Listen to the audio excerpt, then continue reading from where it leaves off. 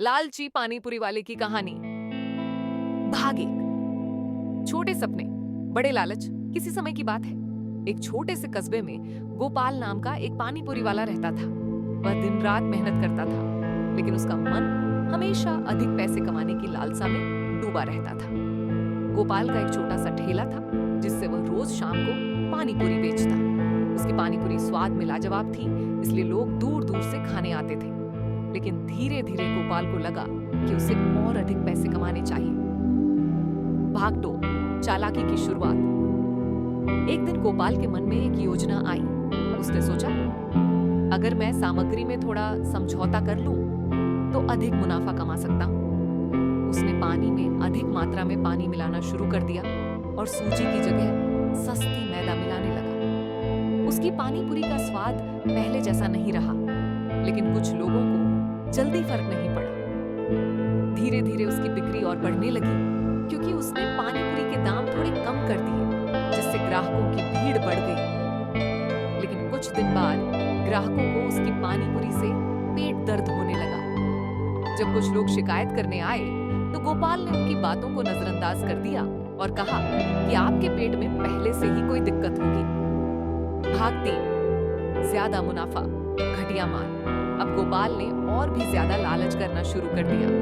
वह खराब आलू, बासी पानी और नकली मसाले इस्तेमाल करने लगा। उसका मुनाफा बढ़ता गया और वह अपने छोटे से घर से एक बड़ा मकान बनवाने की योजना बनाने लगा। अब वह महंगे कपड़े पहनता और खुद को अमीर लोगों की तरह दिखाने की कोशिश करता, लेकिन उसके ग्राहक धीरे धीरे बीमार पड़ने लगे। कुछ को फूड पॉइजनिंग हो गई, तो कुछ को पेट में गंभीर समस्याएं होने लगी। कस्बे में गोपाल की पानीपुरी के बारे में बुरी खबर फैलने लगी, लेकिन गोपाल को कोई फर्क नहीं पड़ा। वह सोचता कि ग्राहक तो आते ही रहेंगे। भाग 4, बुरी किस्मत का आगमन आया। उसे भी पानीपुरी बहुत पसंद थी, इसलिए वह गोपाल की दुकान पर पहुंचा। गोपाल को लगा कि यह भी एक आम ग्राहक है, इसलिए उसने वही घटिया पानीपुरी उसे परोस दी। लेकिन जैसे ही उसने पहला निवाला लिया, उसे कुछ अजीब लगा। खाद्य निरीक्षक ने तुरंत अपनी टीम को बुलाया और गोपाल की सामग्री की जांच करने लगे। जब उन्हें पता चला कि गोपाल गंदी और नकली चीजें इस्तेमाल कर रहा है, तो उन्होंने पुलिस को बुला लिया। पुलिस ने गोपाल का ठेला जब्त कर लिया और उसे गिरफ्तार कर लिया। भाग 5, पछतावा और नया सबक। कुछ दिनों बाद जब गोपाल जेल में बैठा था, तो उसे अपने लालच का एहसास हुआ।